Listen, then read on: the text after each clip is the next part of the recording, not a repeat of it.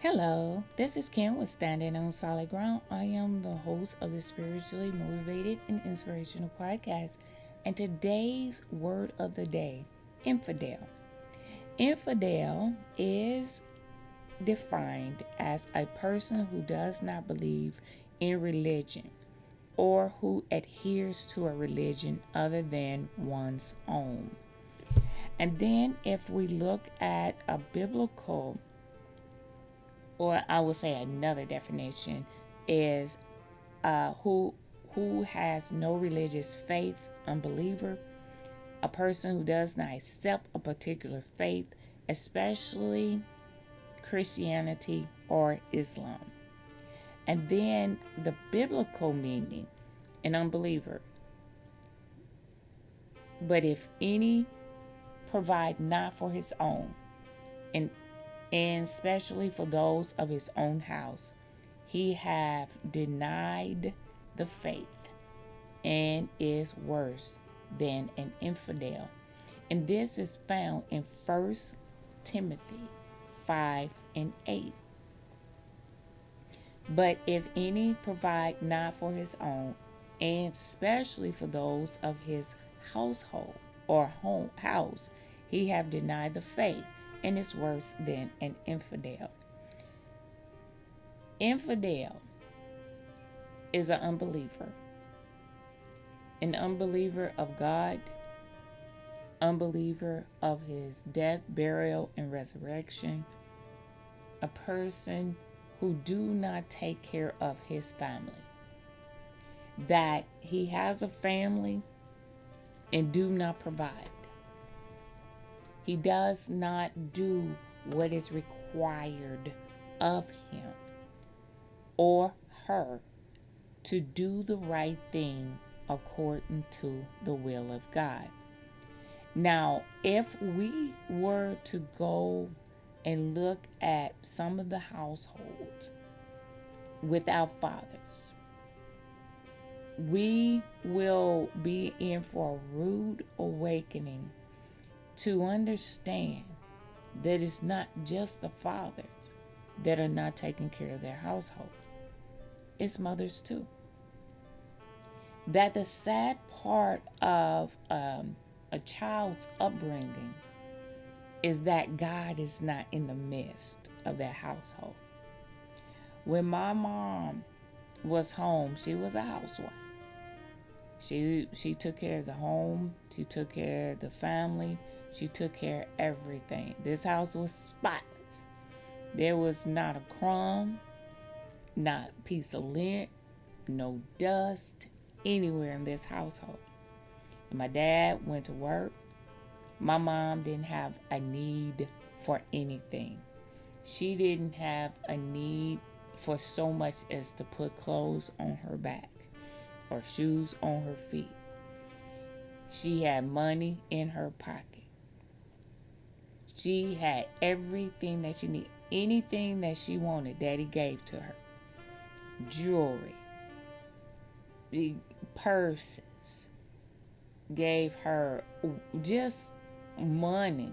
I mean, it was not anything for my dad to just place quite a bit of money, a great sum of money in her pocket just for her to have. But lights, water, gas, telephone, insurance, car note, all of that he took care. Even grocery shopping. He even did the grocery shopping. There was not anything lacking in this household that she could say that, he didn't do for her. Anywhere she wanted to go, because she wasn't a driver. I don't know if it was something medically where she could not drive. So my dad took her everywhere she wanted. She wanted to go shopping, he took her. If she wanted to go visiting something, he took her, dropped her off, and came and picked her up. Work, wherever. There was none, because later on when we became teenagers, she felt like, you guys can take care of yourself. I'm going to work. So that's what she did. She chose to go to work, and she did. The whole point is, my dad was a believing man. He believed in God with all his heart, all his mind, all his soul, and all his spirit. He did not want to do anything to make God upset with him. It was like he was a big child. And that's the way God wants us to be, a child. He went to the limits to take care of my mom. Now, in some cases, I will have to tell my mom, you know what, Mom, now you doing this a little bit too much now. Daddy has done above and beyond your expectations, our expectations. You know, it's time for you to kind of, balance the scales here a little bit, because all the attention was on Mama. And she loved it. She enjoyed every bit of it. And she cooked for him.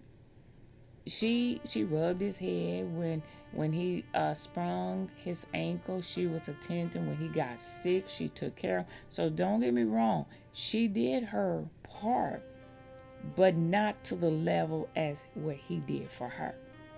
She kind of came up a little short. And I kind of felt like, the scales was a little tipped to the wrong side a little bit. And, and it's because she was spoiled. Daddy spoiled her. When you are a man or woman of God, number one, God should be in that household. That's first and foremost. God should always be in that household.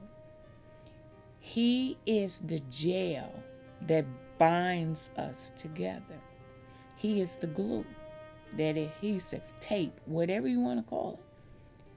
He is the one that conjoins us. And when he's not there, kids do what they want to do, husband do what he want to do, wife do what she, and there's no construction. There's no really formation in the household. And, I remember the pastor who married my son and daughter-in-law. He had pulled me off to the side and he told me, he said, you can tell that he came from a structured household, a God-fearing household, by the way he takes care of his family. These kids are in order. They're not wild. They're not cutting up all over. They are doing a wonderful job. And I know in another episode, I had even spoke about a person can tell what kind of household you come out of because you will illustrate what kind of home you were brought up in. You can tell what kind of church a person come from because they will display those seeds from from the church's harvest. And they will try to plant that seed in you if you're not careful. See, I don't let anybody plant seeds with me. And when you are an unbeliever of the true gospel of Jesus Christ, it doesn't matter what, it doesn't matter who or where the church is, the title of the church, you're responsible for reading the Word of God. Not the church, not the leader. You're responsible. We're personally responsible for our own salvation. And if we don't recognize that there is something wrong with the leader of that congregation, that they're going way off the rails, they're an unbeliever. Believe it or not. Look at that. And see, God just put that in my spirit. An unbeliever, those that do not believe in God, they'll stray away from the Word of God. When you say that a man that does not, or one who does not take care of their own is worse than an infidel. But if any provide not for his home, his own, and especially for those of his own house. Now get this, of his own. What do you think that means? The church. That's what I believe that means. His own, the church, and especially for those of his own house. So, see, this is nothing but God breaking this up for me, because I didn't see that before.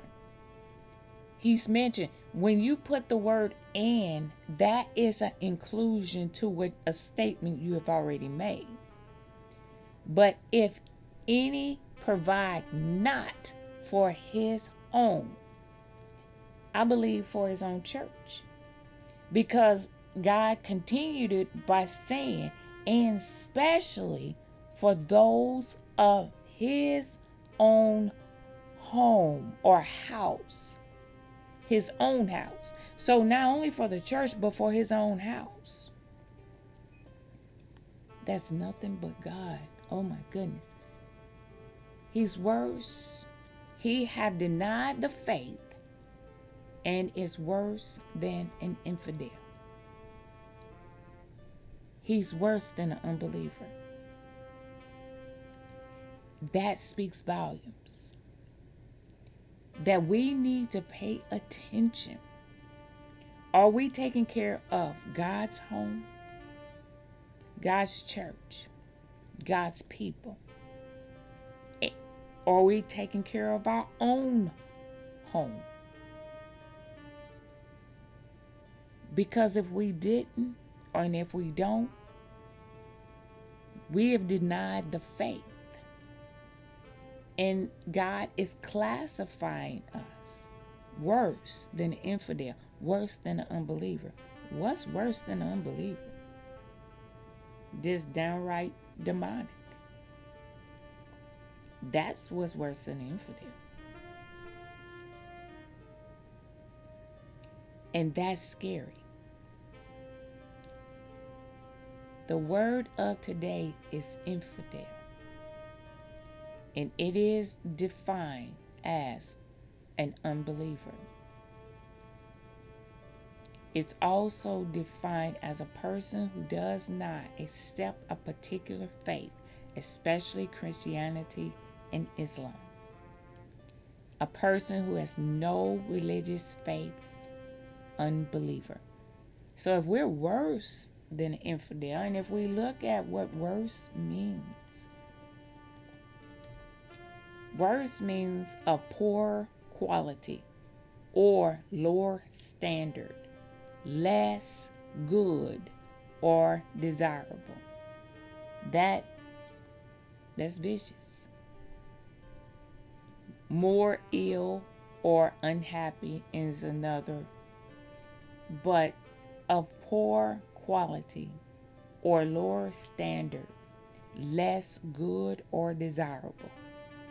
That's pretty bad.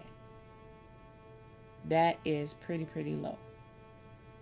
And I don't think anybody wants to be looked upon as less or worse than an infidel, worse than an unbeliever. That's not good. I hope that this has been enlightening to you. Because God just opened up my eyes just that quick. Because I didn't pay attention to it in the beginning. But if any provide not for his own. And I believe that means the church. And especially for those of his own house. That's speaking volumes to me. This is Kim with Standing on Solid Ground. You have yourself a wonderful and blessed day.